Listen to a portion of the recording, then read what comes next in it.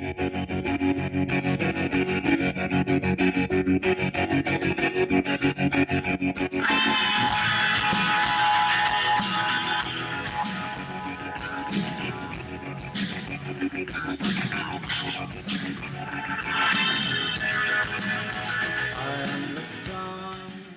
I first heard that song, How Soon Is Now, by the Smiths, on an alternative rock radio station in San Diego, California in 1985, I was entranced.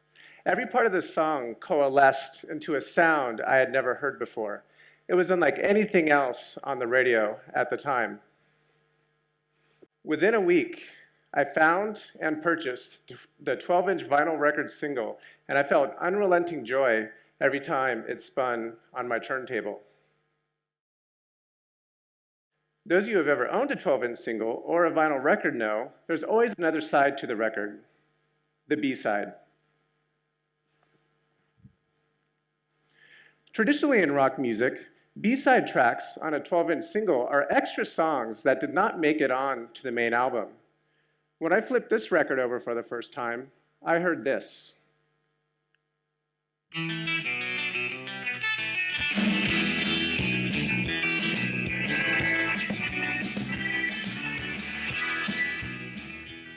Again, I was entranced. That intro riff, the fast picking, and the layers of guitar were again like nothing I had ever heard. I was already a drummer at that age, but that song, Girl Afraid, was the impetus for me to want to switch instruments and learn to play the guitar. Johnny Marr, the guitarist and songwriter for the Smiths, taught me through his unique style that the guitar could be used to orchestrate a mix of colorful chords and different progressions, creating lilting and emotion-packed six-string harmonies. He was a guitar-playing agent of change during a time when synthesizers were dominant and popular guitar-based bands looked more like this.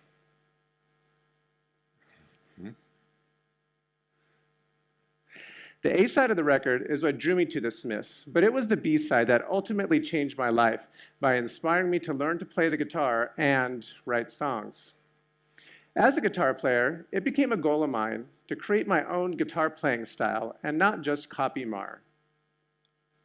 Some people might see B-sides as lesser tracks, but considering this experience, I see them more as hidden gems waiting to be revealed to bring deeper knowledge and understanding of a band's songwriting approach and ideas.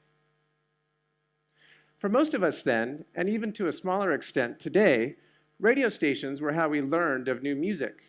But radio station DJs mainly play what the station program managers tell them to play, which are usually A-sides. If we compare A-sides and B-sides to education, the A-side is like the main curriculum, the textbook content, the standards, the IB course guide, or the AP syllabus. It's what we're told by our supervisors or external exam providers to teach. Historically, the teacher, like the DJ, focuses more on the A-side and is often required to stay focused on the A-side. In education, the B-side would be the underlying elements of the subject area, which might engage the students more or connect more with the students' personal lives. In other words, those hidden gems waiting to be revealed that will engage and bring deeper knowledge of the course content. The B-side could also be how the course is taught. This could be indicated by giving more student choice, increasing agency with their learning, and allowing students to explore their strengths, find their talents, and be inventive. You might be like me, and that I don't remember much of my academic experience in high school. It's a blur of lectures and tests.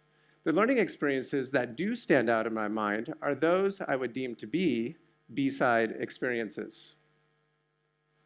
One of those experiences was a college English class where the professor let me stray away from the prescribed book list and do a final term paper on a series of Jack Kerouac novels, my favorite author at the time. In writing that paper, I honed my expository writing style, something that had eluded me in previous English classes.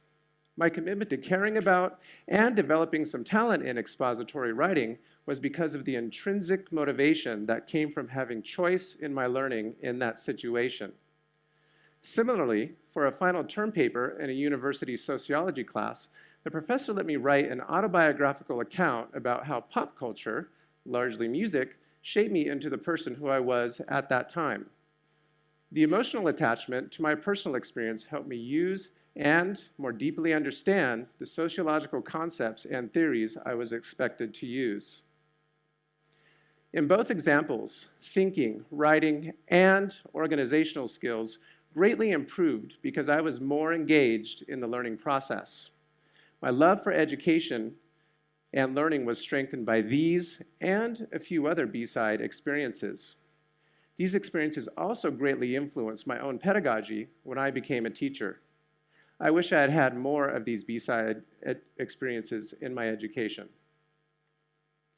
I think a teacher, as an agent of change, is someone who, as Seymour Papert says, creates the condition for invention rather than provide ready-made knowledge. We need to allow and guide our students to find content that engages them, and we need to structure our classes in ways that help students own the learning process, explore their strengths, find their talents, and be inventive, especially with new technologies. We need to give our students more B-side opportunities. Before I leave the stage, I need to pay homage to the dreams of that 14-year-old boy in me and that B-side that changed my life.